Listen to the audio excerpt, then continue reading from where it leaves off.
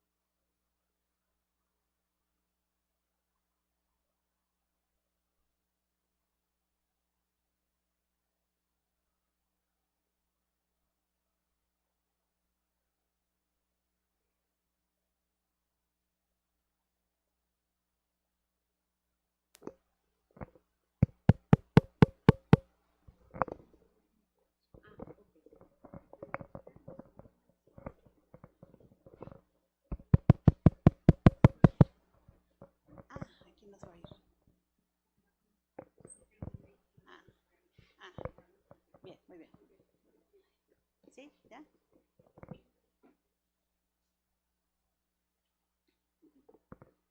Ya. Bueno, buenos días a todos.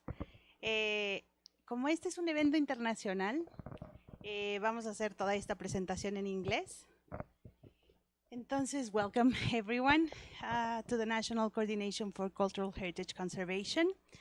I'm happy to welcome you all and to welcome this initiative collaborating with UNA Europa and Leuven University. And I'm very happy to introduce you our National Coordinator, Talia Velasco Castellan. She's a restorer from the National School of Conservation and also holds a master's degree on applied history from the University of Costa Rica. She has been since March 2016, she was the head of the, she was director of Cultural Heritage Education Department in Conservation here. And since early this year, she's our new National Coordinator for Cultural Heritage Conservation. And I'll introduce as well Noel Salazar, professor in anthropology. He's a steering committee member of UNA Europa Cultural Heritage and founder of the Cultural Mobilities Research Cluster at KU Leuven. He's editor of the Worlds in Motion book series and has published widely on heritage and mobility, and is an expert member of the ICOMOS International Cultural Tourism Committee. And welcome everyone. Gracias, Daniela. Buenos días a los colegas que nos acompañan el día de hoy aquí. Buenos días, Noel, bienvenido. I will speak in English, so I will start. Good morning to my colleagues here in Mexico, and good afternoon to the audience that follow us in Europe. It is an honor to welcome you to the international workshop, Heritage Futures in the Age of Policrisis, Mobilizing Cultural Heritage to Tackle Global Challenges. This event, the result of collaboration between UNA Europa and the National Coordination for Cultural Heritage Conservation of the National Institute of Anthropology and History, marks a historic moment in which reflections on cultural heritage intertwine with the contemporary challenges facing our global society. We are living through times of profound transformation. The COVID-19 pandemic, climate change, and geopolitical conflicts, among other global issues, have generated a series of interconnected crises that impact our communities, economies, and value systems. In this context, cultural heritage has traditionally been seen as a vulnerable asset susceptible to destruction or deterioration in times of crisis. However, this gathering invites us to shift our perspective. Heritage is not merely a witness to the past, but a dynamic resource with the potential to generate solutions and catalyze social transformation in the present. Throughout this workshop, we will explore how traditional knowledge, heritage narratives, and cultural institutions can play an active role in responding to today's polycrisis. In the case of Mexico, the conservation and restoration of cultural heritage face significant challenges, from damage caused by natural disasters such as earthquakes and floods to deterioration of historical materials due to climatic factors and urban expansion. Protecting cultural heritage requires innovative strategies and interdisciplinary collaboration. Institutions such as INAH have led key efforts in researching, restoring, and conserving Mexico's heritage. Through the development of advanced technologies, specialist training, and the implementation of large-scale restoration projects, INAH not only safeguards the past, but also adapts heritage to the new realities and challenges of the present. This event also represents a strategic first step in fostering collaboration between UNA, Europa, and Latin America, opening a dialogue that enriches global thinking on the role of heritage in times of crisis. The partnership between leading research universities and one of Mexico's foremost heritage conservation institutions strengthens our commitment to building a future in which heritage is part of the solution rather than merely another concern.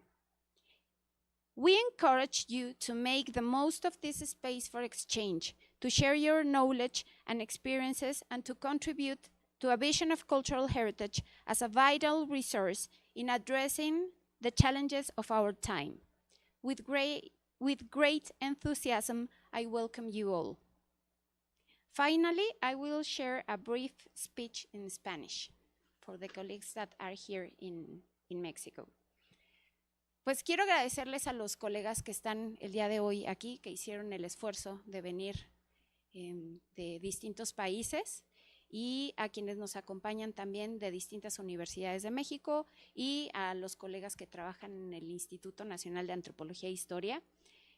Además de trasladarse, sé que han estado preparando sus presentaciones, sé que el equipo organizador ha estado trabajando muchísimo para tener una agenda de trabajo que les permita compartir experiencias, construir ciertos consensos respecto a los temas que se van a abordar, y para nosotros pues es un tema de suma importancia, no solamente la conservación material del patrimonio, sino el valor que tiene el patrimonio como un elemento fundamental en las comunidades y para poder enfrentar pues distintas amenazas que afectan no solo el patrimonio, sino también a las sociedades.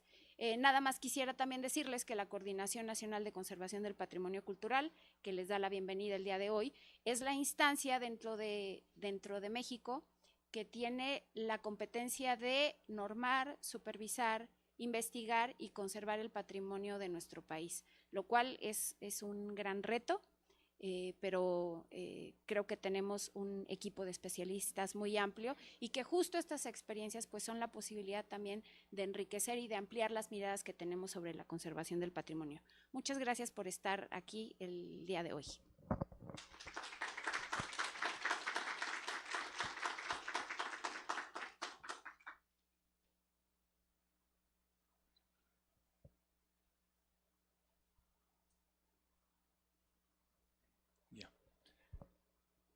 Buenos días.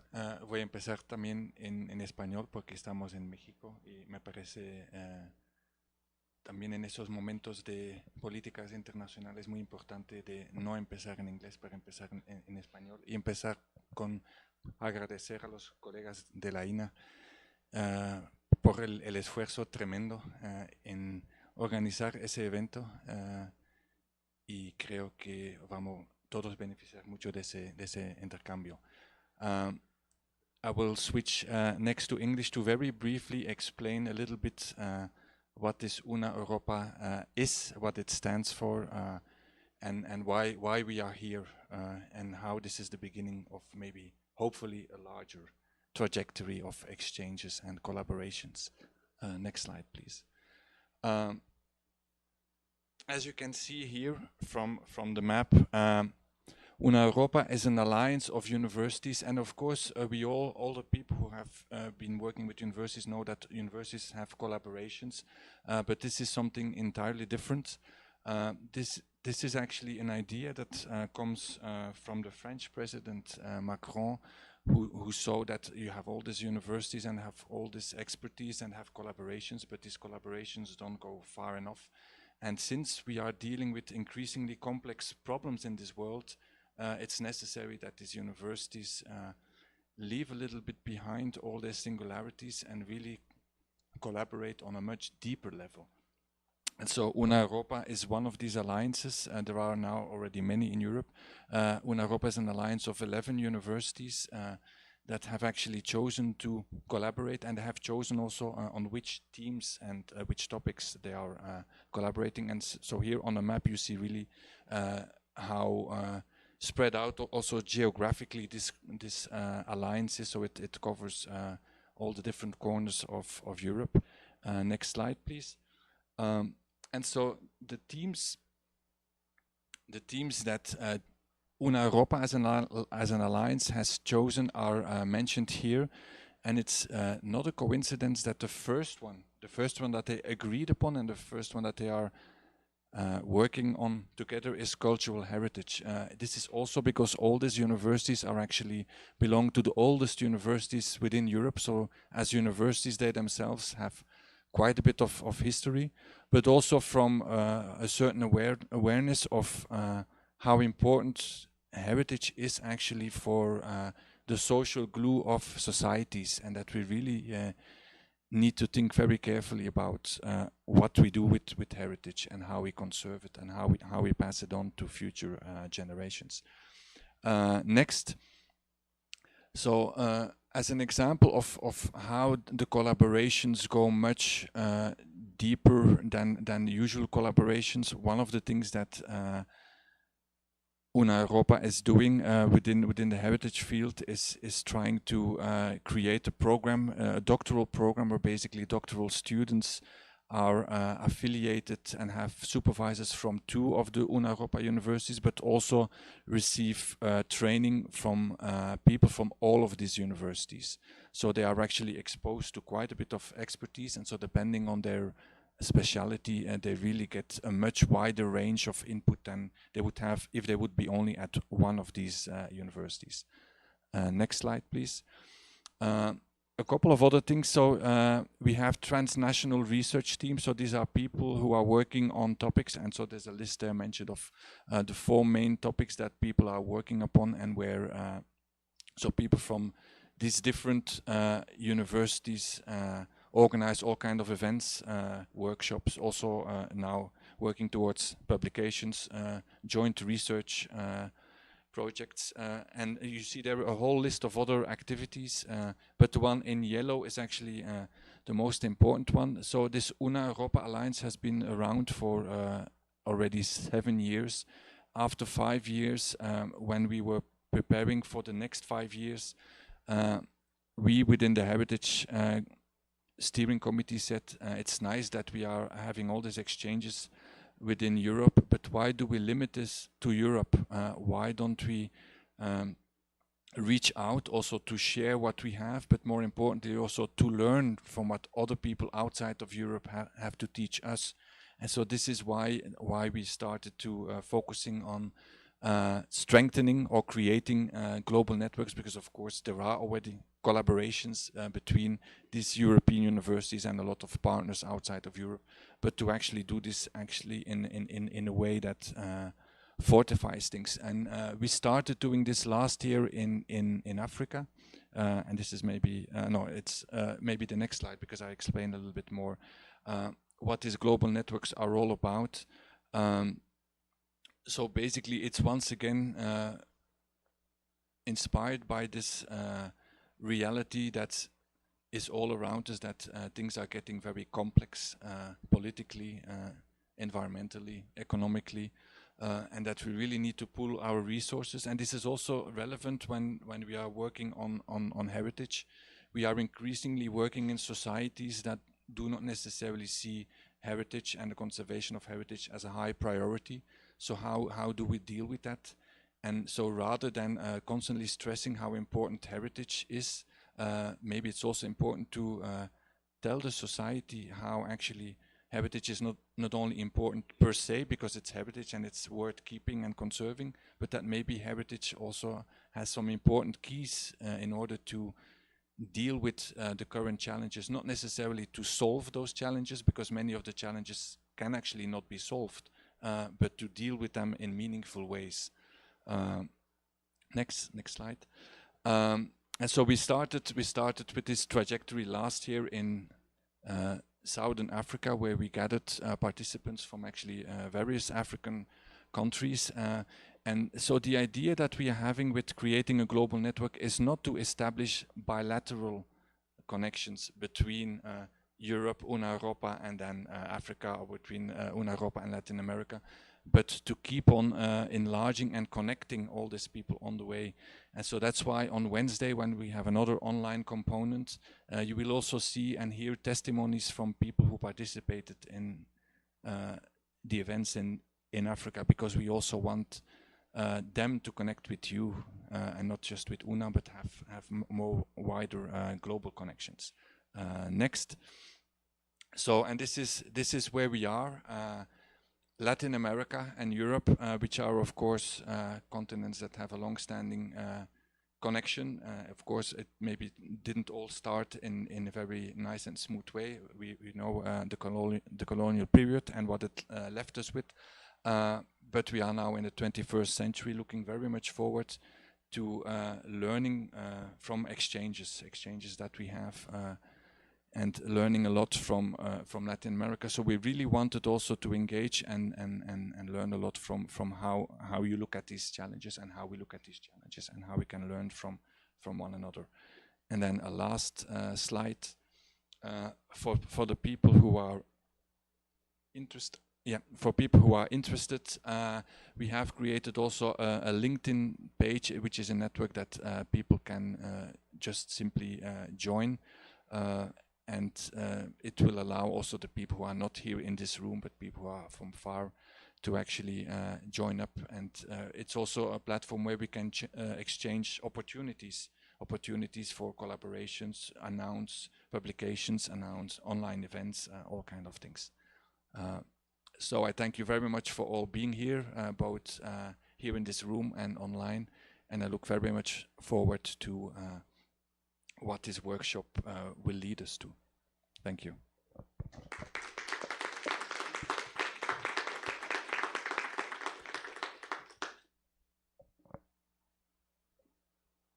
Well, thank you, Noel, for giving us this explanation of what is UNA working on, and that gives us some context of the activities that we are having on these 3 days. Thank you very much. Thank you, Talia and Noel. So we're gonna, I'm gonna introduce our master class today. Diana, if you wanna come up. And in the meantime, I wanna seize this opportunity to thank also David Torres, who's here. You already know him. And he was the one who connected us with Noel and the UNA program, since he's doing his PhD in Universidad Complutense de Madrid. So we're very happy that we could manage to organize this workshop through him and with UNA collaboration. And so I'm gonna introduce you Diana Medellin Martinez. She's a specialist in cultural heritage conservation and restoration with extensive experience in the preservation of archaeological materials. She holds a bachelor's degree in conservation of cultural heritage from IMNA in Mexico and a master's degree in archaeology from the Tel Aviv University. She has served as head of the Conservation Lab for Organic and Inorganic Artifacts at the Institute of Archaeology at Tel Aviv University, overseeing conservation procedures for archaeological finds. Throughout her career, she has also held key positions at the Templo Mayor Museum, the Textile Museum of Oaxaca, here in this institution, and the Peabody Museum at Harvard University. Her international experience and leadership in conservation projects have established her as a leading figure in the field.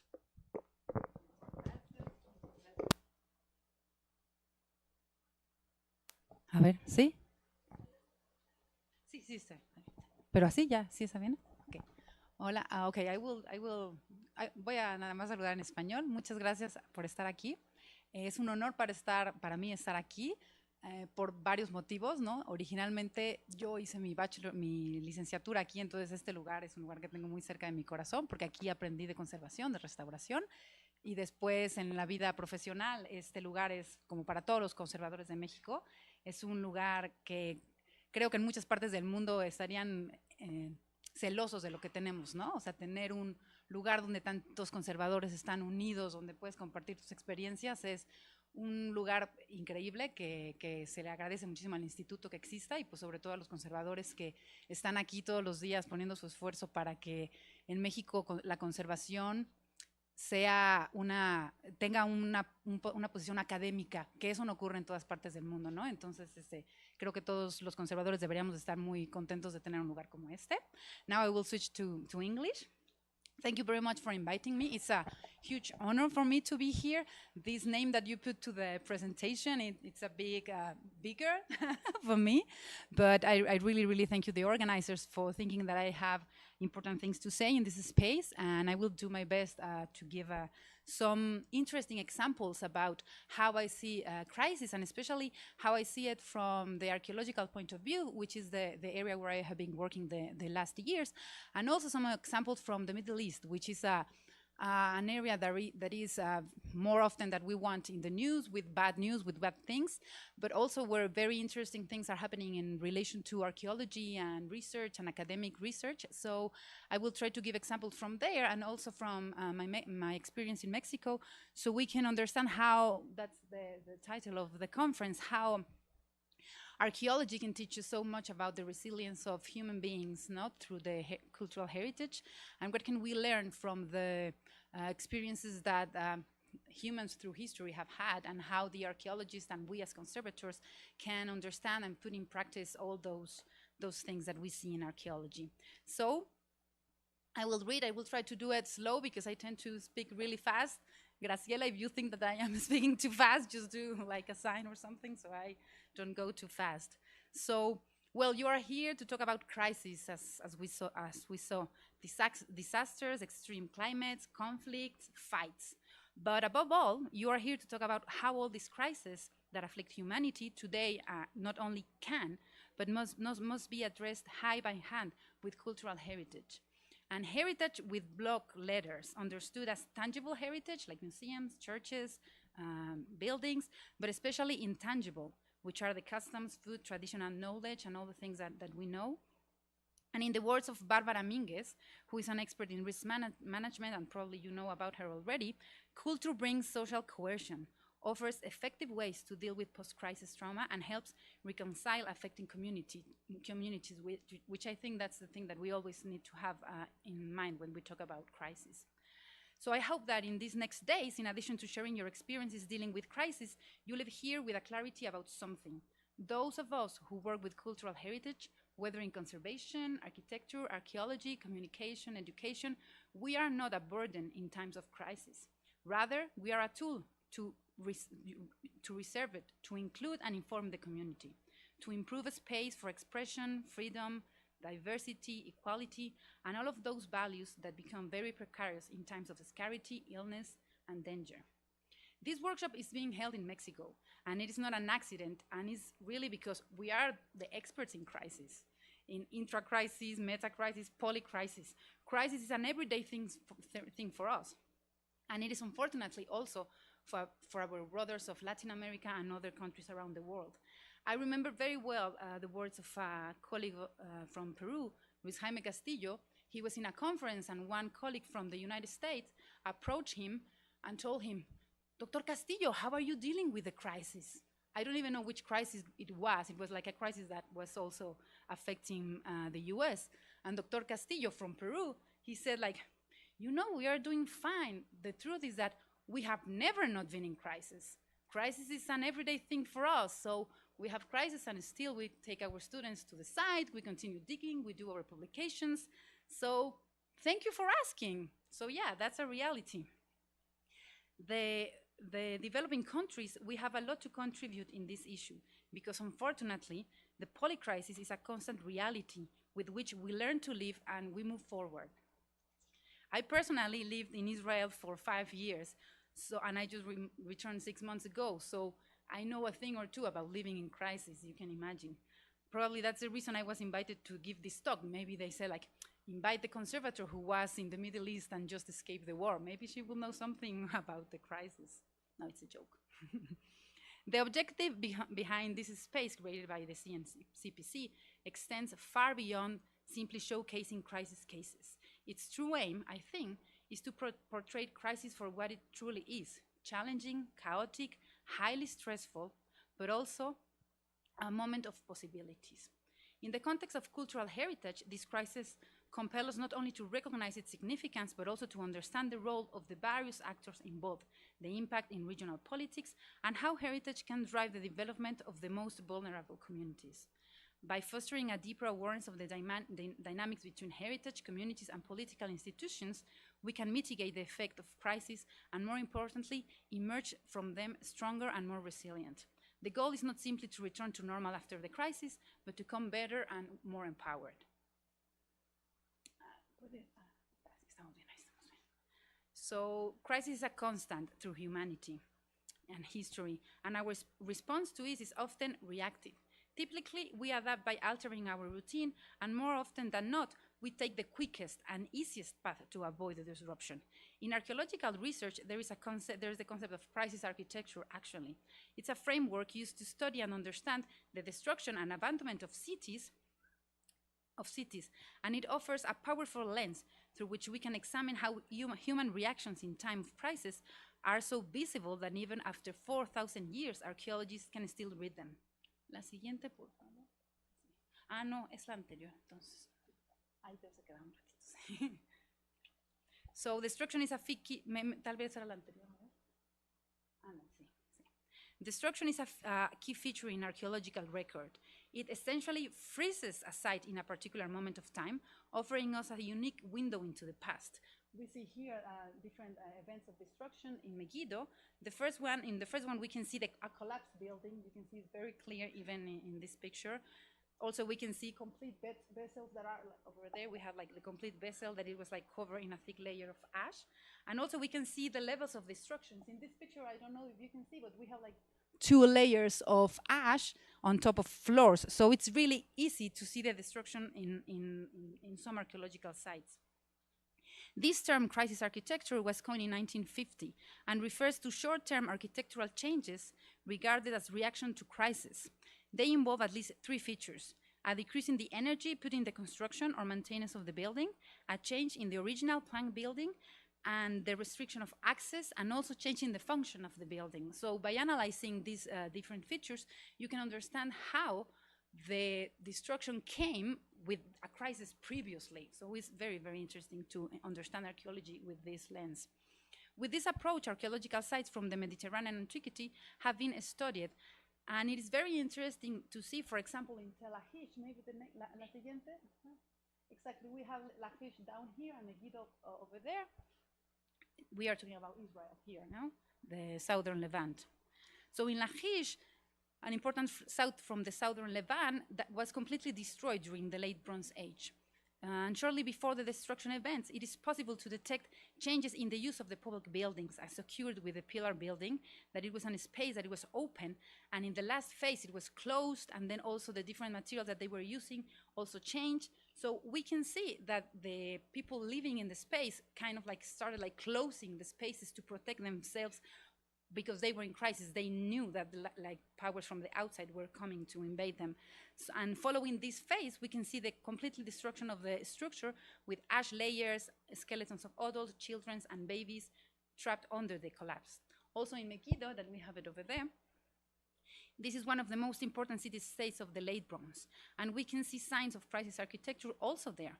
One of the most outstanding construction of Megiddo is the palace.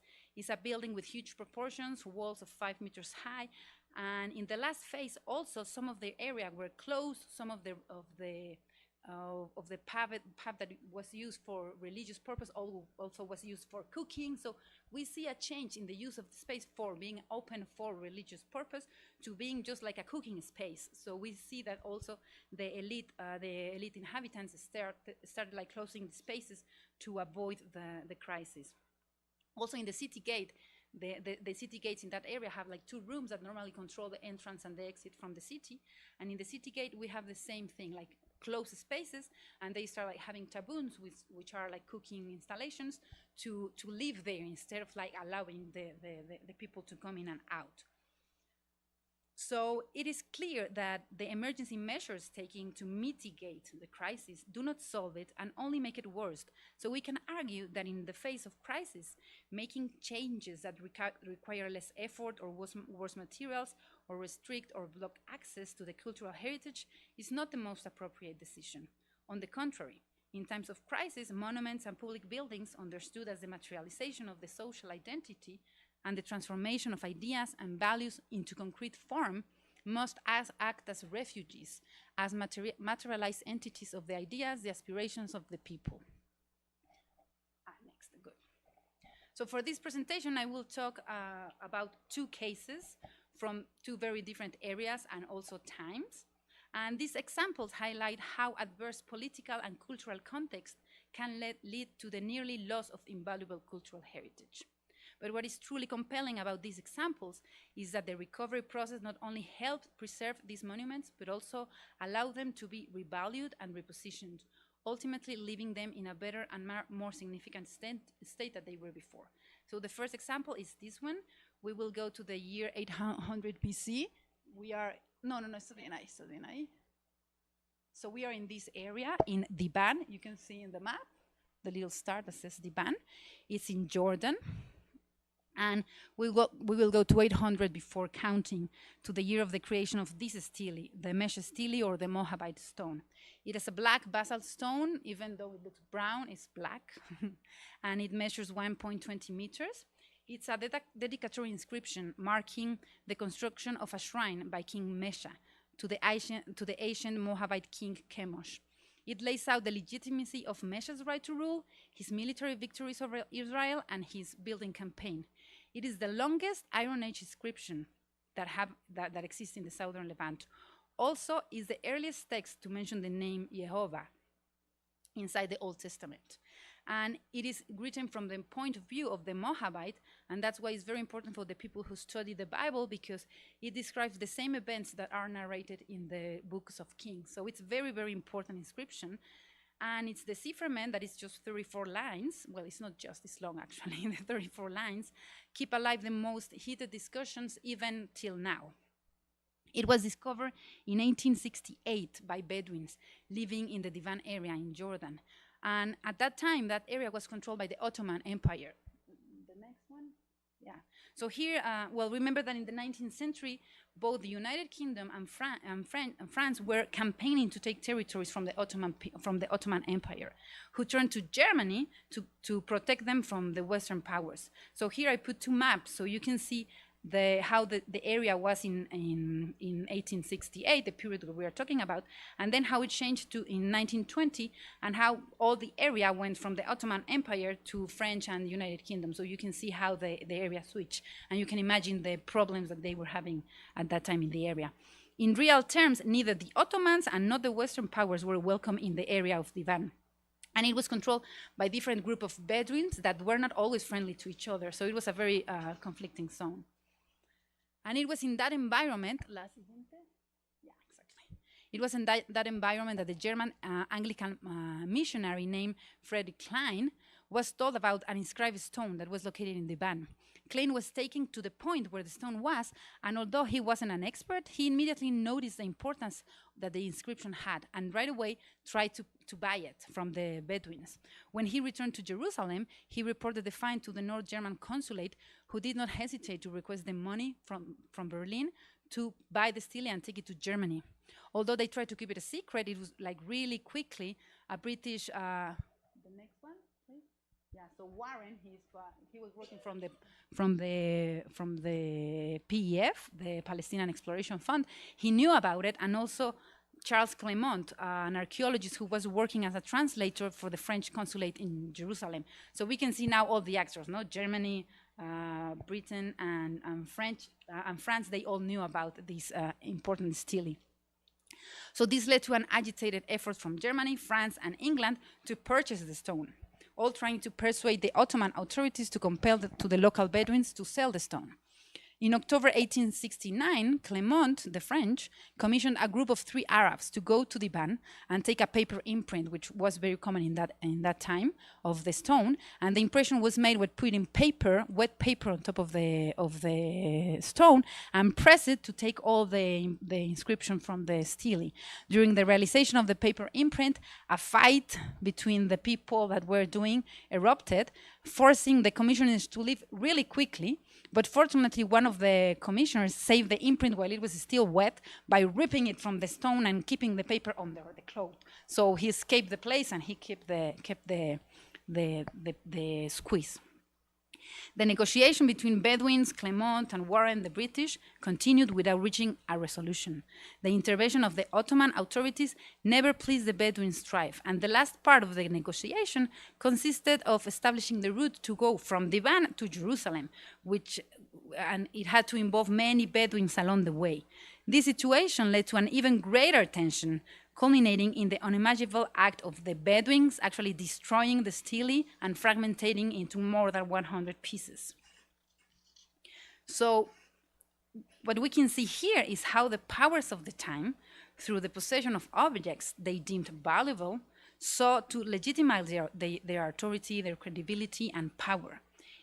It is believed that the Bedouins noticed the immense interest that these four powers had in the stele and assumed they could gain more by selling it in fragments. That's why they broke it. Also, there are suggestions that they thought that there was something inside the stele, maybe gold or a treasure, because they simply couldn't understand why such powerful entities were so interested in buying the stone. In 1870, Clement vigorously attempted to recover the pieces of the original stone. And he succeeded in obtaining the two largest. So you can see, well, in the previous, you can see how it was fragmented. And 38 more fragments. 18 other fragments were bought by the French and one by the Germans. So still we have the fragments divided by the three powers. In 1873, the Louvre Museum became an enormous effort to reunite the fragments. And the three actors who held them realized that if they were no longer together, the fragments, the object and the interpretation of the text were practically useless. So little by little, the three nations that had previously fought over the monument agreed to donate the fragments to the museum. Using all of the fragments as well as a permanent confrontation with the paper, Clement was able to restore the mesh stele, integrating about two-thirds of the original stele. In 1875, the mesh inscription was shown to the public for the first time, and it remains on display until now. Here we can see, here we can see it resting very beautiful and proud after his adventure. So today, one of the key principles of post-crisis recovery is ensuring that after the rehabilitation, things don't just go back to normal, but rather improve. I can say that the stele is necessarily in a better state than it was before the discovery. It's true that it's no longer in the original geographical context where he was, and also it lost 1/3 of the inscription. However, the context of the Louvre Museum allows us to recognize its values in ways we never could before. Its educational, historic, aesthetic, academic, and associative values are clearly stated there. The stele now interacts with other artifacts from its time and is openly accessible to researchers around the world. Displayed in one of the world's largest museums, it finds itself in a prominent space for cultural heritage. Just in the last decade, the Louvre received 100 million visitors. The value of the mesh inscription today is not just based on its physical attributes, but also in its intangible significance and the various contexts that it had undergone. I believe that in the current setting allows us for a deeper analysis, a greater appreciation, and ongoing conservation of the monuments and its many values. Next. Yeah. Okay. Okay, so next I would like to talk about another experience that also occurred to archaeological heritage, but more recently, and it is an experience that I hold closer to my heart because it happened under my watch when I was head of the conservation department at Templo Mayor, which is the sacred temple of the Mexicas and is located in this city. So if you are here, you should visit. Not today because the center is going to be a mess, but tomorrow maybe. This story is about a vandalic act that occurred in October 2016 when a person deliberately poured a type of aromatic oil on several points of the archaeological site and inside the museum. To better understand this act of vandalism, we first need to have a little bit of context. Next, please. Yeah, so in Mexico, there are several groups and currents of a movement called in general Mexicanidad. This movement seeks the rebirth of the civilization existing before the conquest. It is an identity, cultural, religious, and political movement, and it could be described also as neo-traditionalist. Its participants are mostly mestizo Mexicans of urban origin who are enemies of the westernization. Some groups are more traditional and only recognize the pre-Hispanic past, and other groups also incorporate some beliefs of the Catholicism and even other religions from around the world. Many of these groups perform dances and rituals that attempt to reproduce the sounds and clothing of the pre-Hispanic cultures, their musical instruments, and their religional traditions. They even incorporate words from the Nahuatl and another indigenous language, and the dancers are known as concheros. There is no data really to corroborate that these dances are a continuation of those practiced in pre-Hispanic times. And in fact, many of the groups emerged until the 20th century or even 1950s. However, their members feel really strongly connected to the archaeological site and their gods. Several groups of concheros can be found in the explanada outside Templo Mayor nowadays, practicing group dances or vigilias or cleansing or selling craft and many other many objects, and most of them are wearing splendid costumes. For the conservation team in the museum and the archaeological site, it is common to find small offerings of flowers, food, figurines, jewelry hidden behind the sculptures in the archaeological site, and in little crevices also in the museum and the archaeological site. All of these are placed secretly by people visiting the museum and taking care not to be seen by the security guards who will not allow such an act. Every Monday,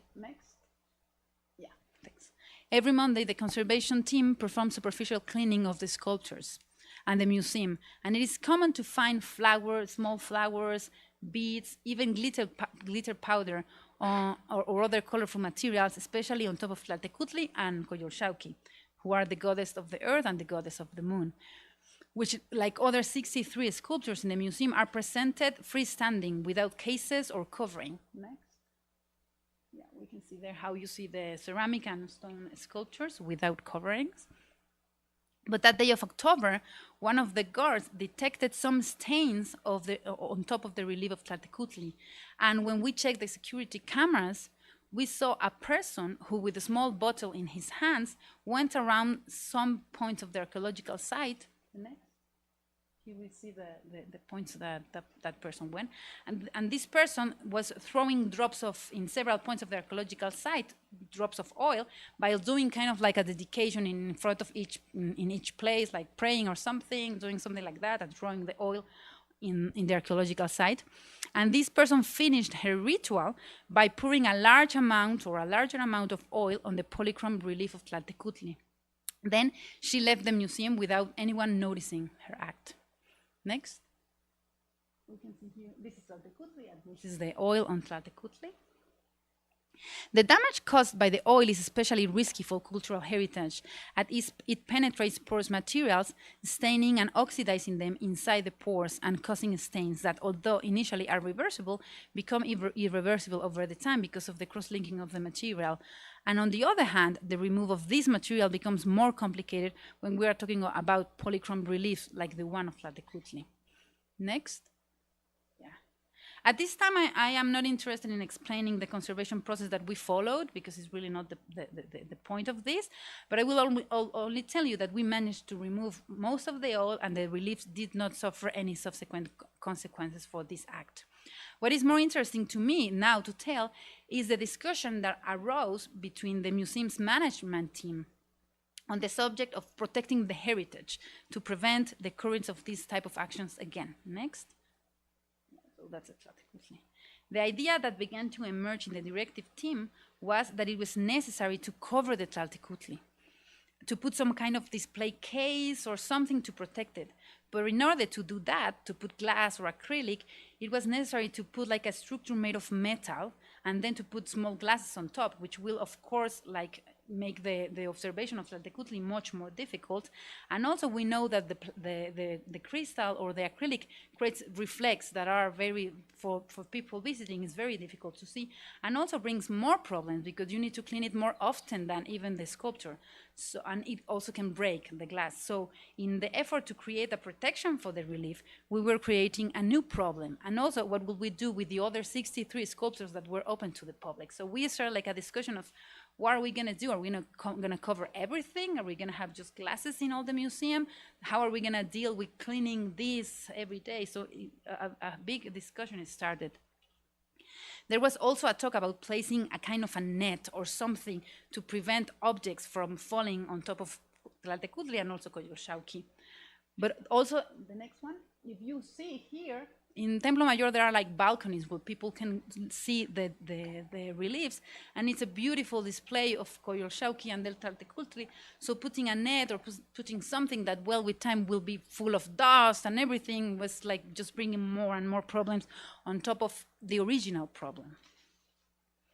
So the decision that was made, it was to attack the problem at its source, and instead of like trying to cover the reliefs, try to make a campaign or something to talk to the people who carry out those acts, to explain them why it was important not to do it, and how was a better way to give tribute to their gods.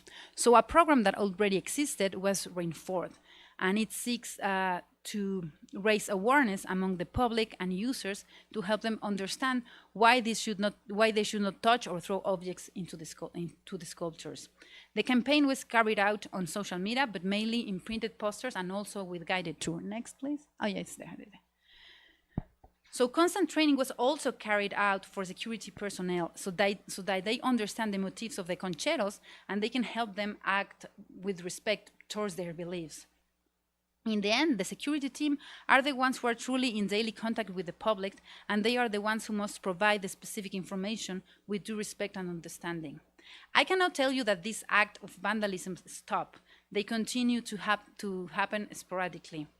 The truth is that I think that the museum and all the museums should make a greater effort to approach and talk to the community surrounding the site. Sometimes we are involved with our daily life and we really don't pay attention to the important part, which is talking with the people who is related directly with the heritage that we are taking care. And we need to interact with them and let them explain us what do they need from the directors and staff, and how they want to interact with their heritage, and how we can do it more accessible to them.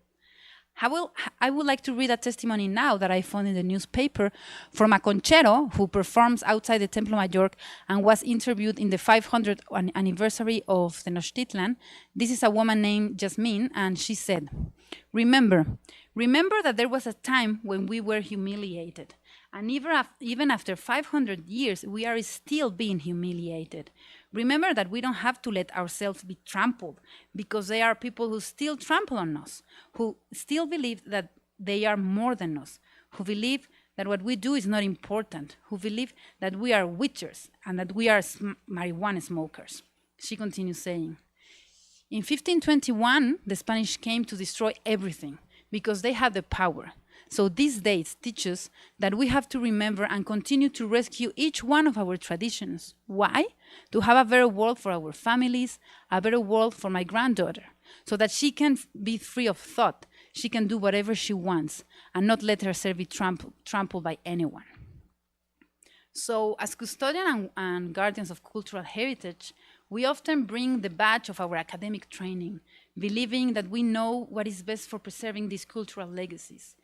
However, we must remember that the heritage does not solely belong to its creator of the institutions we represent. It belongs to the communities and groups that connect with it, and they connect through their beliefs, their ideas, traditions, and even through their struggles. Our primary responsibility is to ensure that this heritage is accessible to them, both in times of peace and tranquility, but especially in times of crisis.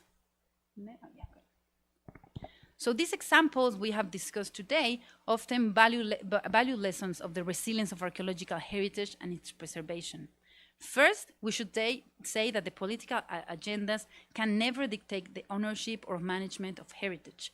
The true value of heritage lies in its connection to the site itself. The location of heritage must always be determined by the site that best contribute to its cultural and historical significance, and foster the community engagement and ensure long-term conservation.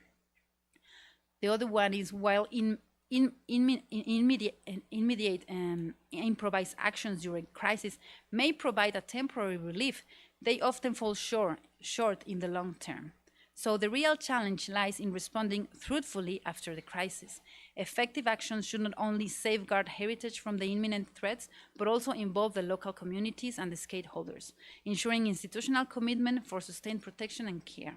And finally, covering heritage is rarely the ideal solution. The more practical and cost-effective and lasting approach is to educate and involve the users in the preservation process, empowering the community to understand how to interact and protect their heritage, fosters a sense of responsibility, and ultimately leads to a more sustained outcome. So, yeah, thank you very much for listening.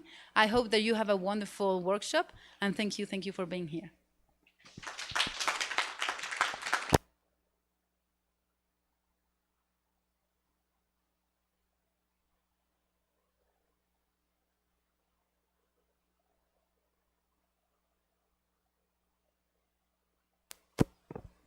No questions? Yeah.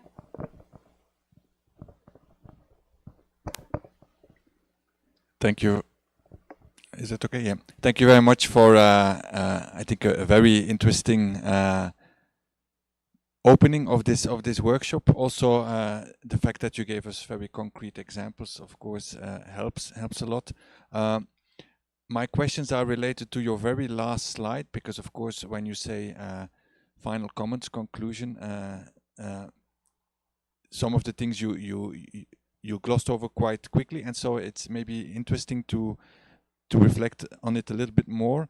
Like when you say that the true value of heritage lies in its connection to the site itself, how do you then actually define heritage? I think that this is important to clarify, also because we are very interdisciplinary, so we may use the same concept but have very different understandings.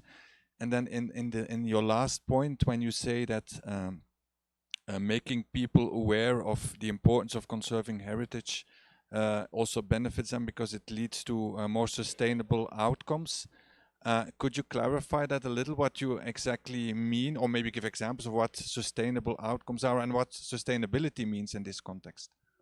Yeah, so I think I will speak from the point of view of INAH and how conservation is involved with the communities. I think that people in Mexico, I think they are aware of the benefits they can get when they are involved with the heritage. Like very concrete example is that in Mexico the heritage brings tourism. No, so it's a benefit that right away for them they see this benefit. But also in this case in Templo Mayor is they have a sentimental connection with the heritage. No, they actually like Templo Mayor. It's the place where they feel that they belong, no, whether they are directly descendants of the Aztecs or no, but that's really not the point. The important thing is that they feel connected even in the religion with Templo Mayor. So they want to be closer to the site. They want to go and do rituals inside the site. They want to be closer, and they also receive a benefit by doing these acts, no, because they perform the dances and they ask money from the tourists. So it's like a two-way, let's say, relation. No, it's not just actually they probably benefit more from the site, but the people in charge of the heritage, I think sometimes we don't recognize this part, and we tend to put like barrier, like to stop people like from being in contact with them. Like one example is that, for example, like concheros, they always want to enter the site with their costumes and do everything inside because that's the way they want to interact with it. And the people in the museum, they are always trying to stop and trying to find ways for them to connect with the heritage, but without like entering the museum with the huge costumes and making like a big problem inside the museum. So I do think that people don't have question about how they connect. No, they connect in a different way, or ways that we don't even understand. They connect with the heritage. But I think it's the moment where the authorities in charge of INAH and the museums and everything that understand that they want to connect, that we need to kind of find a middle point for them to connect with the heritage and protect them at the same time. And I think that's the thing. When they understand that by protecting, when they become part of the conservation, they are protecting it, and they are allowing that this material continue being exposed. that's when they understand that the conservation really for them is for their benefit, no? If we say like, no, don't touch, don't see it, don't put pictures, but they don't see anything reflecting to them, that's when they just like, they cannot approach it. So I think we need to conserve, and they need to conserve by the hand of them, but we need to get to a middle point. I think that's the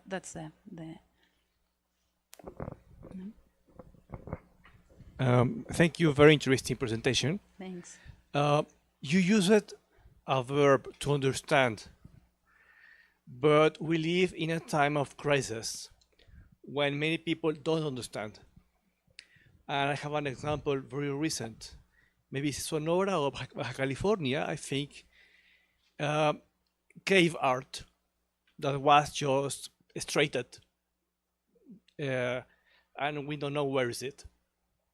So we have a big problem in this country and everywhere about criminal, organized crime about art.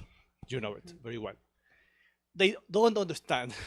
They want their profits, only their profits. So yes, we can talk with the concheros or the people in the city and the students. Yes, they are good people, but with organized crime, we cannot talk with them. So we don't have a middle term with them. What can we do? Yes, well, I think that's a very interesting and extreme example, and I think that's the main point. Like, you need to understand when you have an object, it's not that it has values by itself. No, you arrive and you give values to that object. No, and in that sense, let's say that it's an object that it's in a criminalized area, for example. No, that you know that no one is going to see it. So you need to. I think that the exercise that we have to do is really, what is the context of this area? Who is benefiting from seeing it, from going, and if really is like there are no users, no, the only users are the criminals that are trying to steal it, then we need to take actions that of course will not be like talk with the community and tell them to come and see these, because really the use of that heritage in that time is not to be seen, or is in a context where it's not going to be seen, it's not going to be appreciated, no? So we, in those cases, probably we do have to take extreme measures, like to protect it, really, like just kind of like closing it, no? It's not always the best option, but sometimes it has to be done, no? Or even if you find something that its conservation is very difficult because it's like the rain is on top of the relief all the time or something, you need to sometimes take actions that maybe will close it, maybe will limit their access. Okay, you are limiting the access, but then what are you doing, like to rescue the information, or maybe put like, I don't know, now with technology, no, you can do so many things to continue having this object alive, maybe not in the original context. But I do think that in those cases it's valid to protect it by covering it, no? It's sometimes there's nothing else to do, no?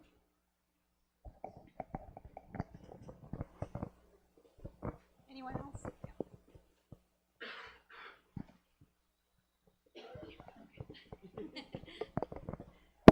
Hi, thank you so much. That was great. I learned a lot. But I do agree that maybe we will benefit from understanding in this sense what heritage means, because there are certain things that call my attention. For example, in a moment we heard that heritage has its value because it's attached to the place where it came from, but at the same time we have these museums in other countries where people that are from the region where that heritage is, or like that object is, don't have access to it. So I was just wondering first, like, how is heritage being understood here, especially because we hear like, yeah, maybe these institutions are the custodians or the safeguarders, but there's also the role of like the day-to-day practices that reproduce heritage, no? So yeah, just to have that definition and maybe like some insights about this tension between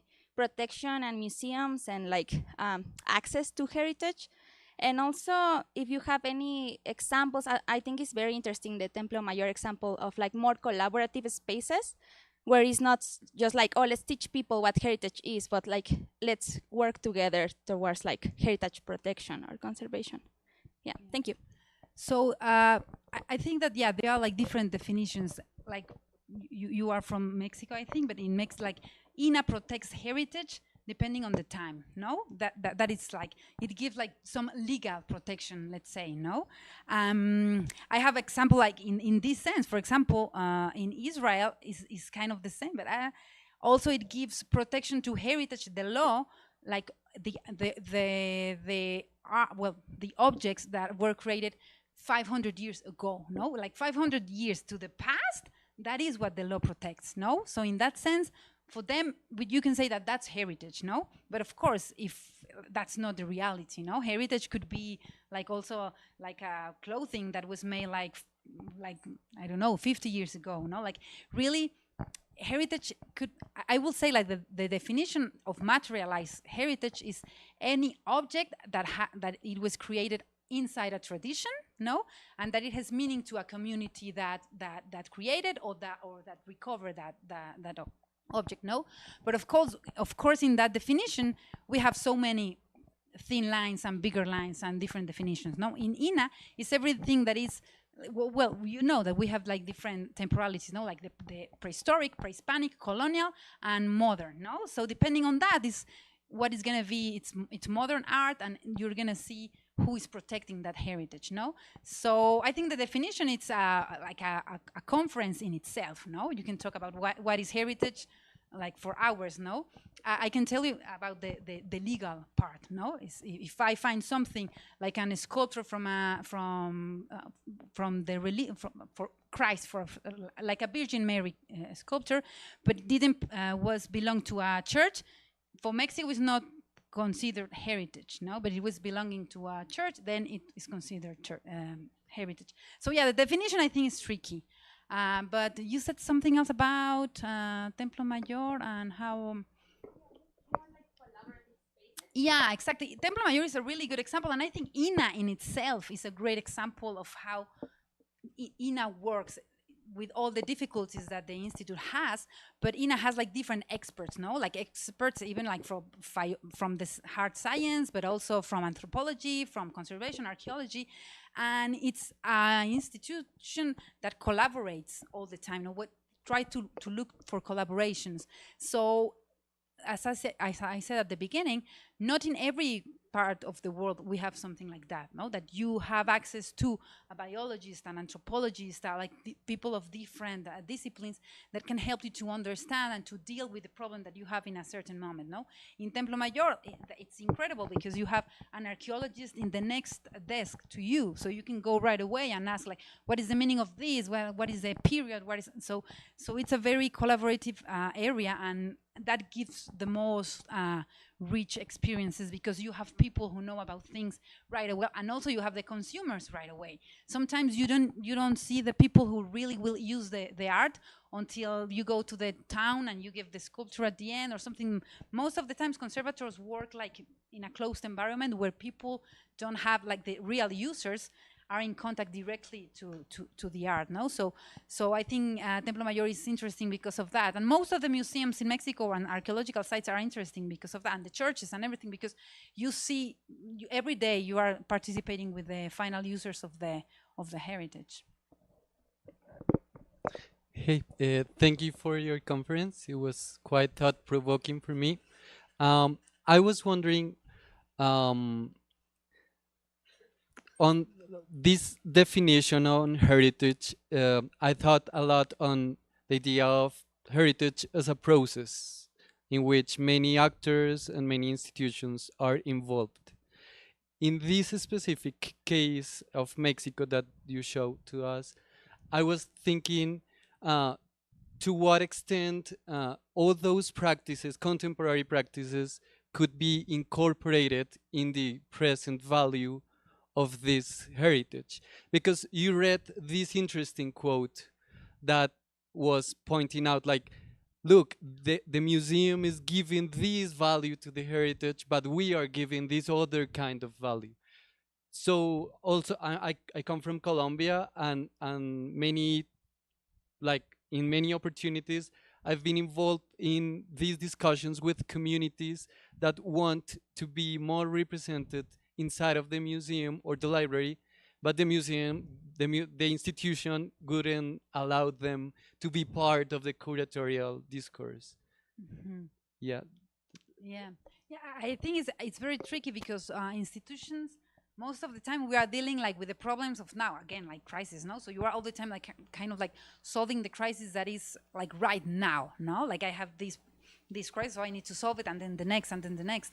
So not always we have the opportunity, because for this you need to like call them, like make like a meeting, like invite them, like, no, it's a long process that at the beginning may seem that you don't have like a real consequence right away, no? So it's difficult. I think that, for example, in the United States, they do it really well with the incorporation of the Native Americans to the museums that have art from Native Americans.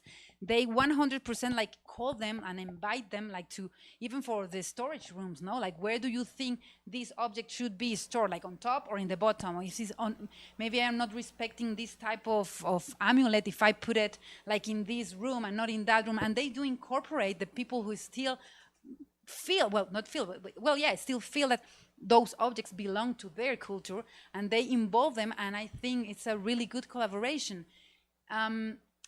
For us, since the Institute has like so much work, sometimes it's not easy, you know?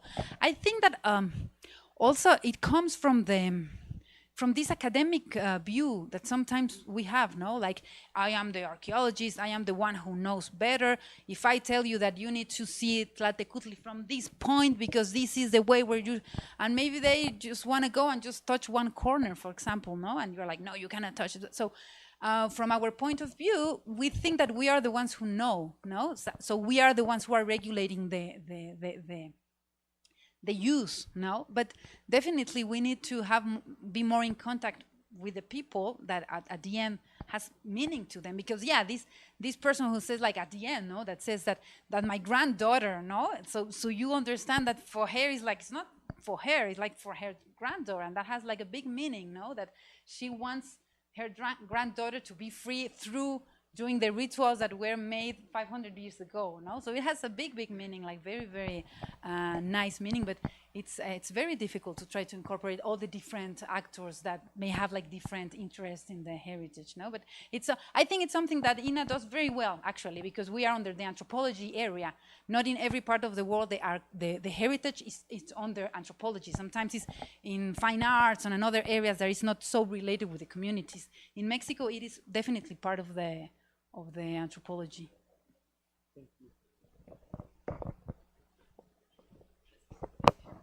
Anyone else?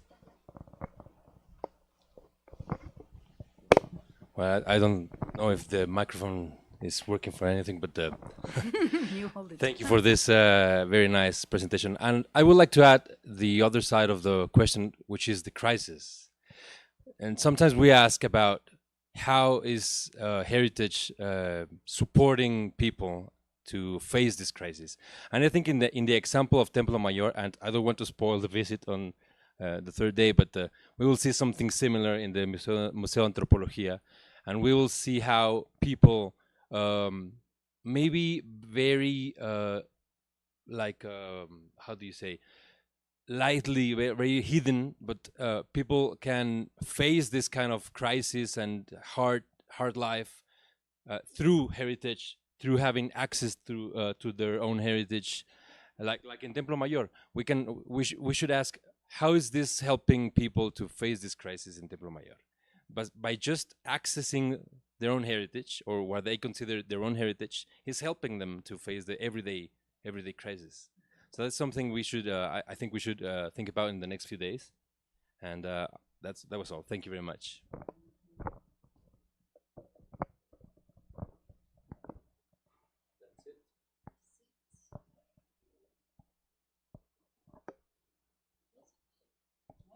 So thank you very much, Diana, for your thank you very much, Diana, for your presentation and for your questions. And we will take a couple of minutes to have a coffee, know ourselves, have some chat, and we'll be back in for the first session. over there in the room where we had coffee.